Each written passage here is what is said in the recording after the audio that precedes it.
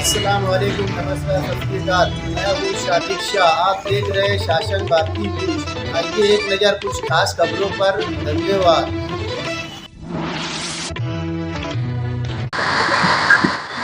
आइए आज आपको दौरा कराते हैं मालेगांव शहर मालेगांव स्मार्ट सिटी का, जहां पर आज पूरे मालेगांव शहर में गड्ढों शहर खुदा पड़ा है। जहां पर जो है तो गड्ढों की खुदाई और जहां पर रोड बन चुकी है वहां पर अतिक्रमण का राज चल रहा है।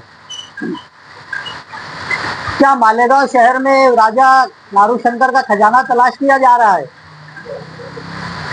पूरा शहर हम आपको विजुअल में आपको जो वीडियो बताएंगे वो देखिए और गौर करिए कि क्या हम शहर में हैं या किसी 70 साल पुराने देहात में जिंदगी गुजार रहे हैं।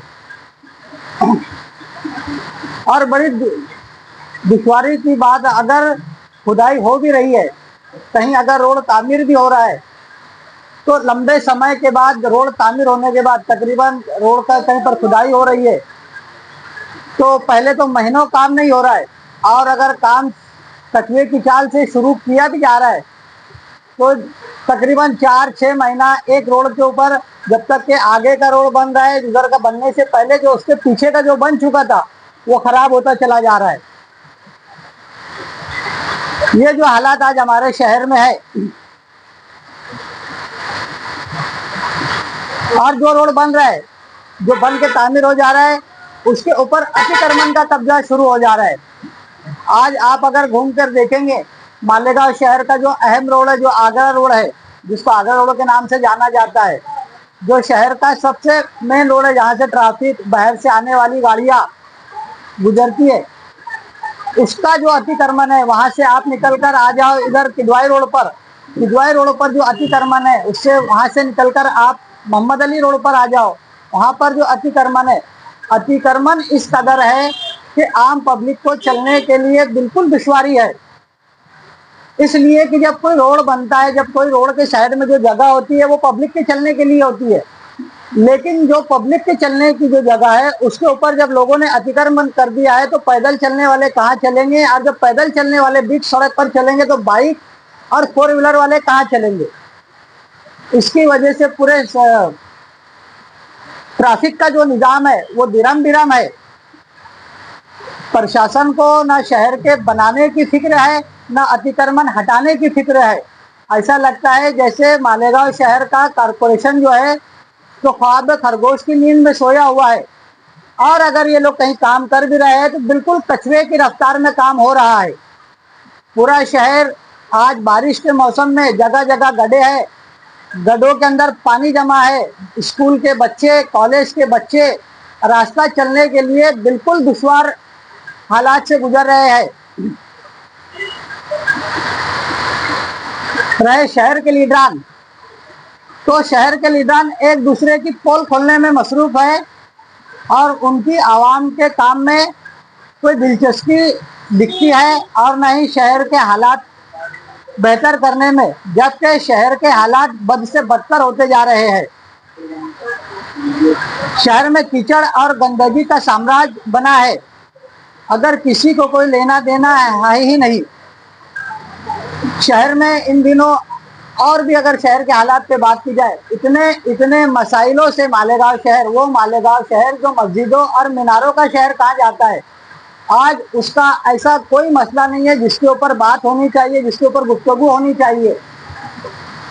मुझे तो समझ में नहीं आता कि किस मौजू के ऊपर मालेगांव शहर के हालात पे बात की जाए, किस मौजू के ऊपर गुफ्तगू की जाए, कौन से पॉइंट, कोई ऐसा पॉइंट नहीं है जिसके ऊपर बात हो सकती है।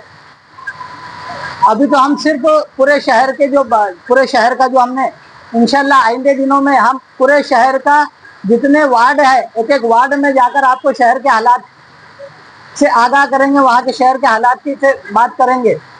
शहर के हालात पर बात करने के लिए मुझे तो किसी शायर का एक शेर याद आ रहा है, वो ये कि मुझे तो होश नहीं, आप ही मशवरा दीजिए, कहाँ से छेड़ूं पसाना, कहाँ तमाम करूं। समझ में नहीं आता है कि कौन से मौजूद के ऊपर गुफ्तगू की जाए और कौन से मौजूद पे गुफ्तगू, इसलिए कि पूरा मालेगांव शहर मसाइल से घिरा हुआ है। न चलने के लिए ढंग की रोड है, और अगर रोड बनी भी है तो अतिक्रमण इस कदर है। लोग मालेगांव शहर में, मुझे ऐसा लगता है कि लोग अतिक्रमण करना ये अपना अधिकार समझते हैं।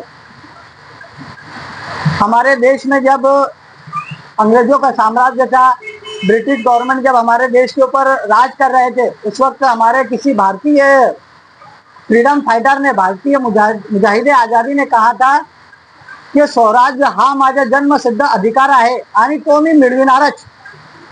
मुझे ऐसा लगता है इस बात को सुनकर कि मालेगांव वाले लोगों ने भी अपने ज़हनो दिमाग में ये बैठा लिया है कि अतिक्रमण करना ये हमारा जन्म सिद्ध अधिकार है और हम अतिक्रमण हर हाल में करके रहेंगे।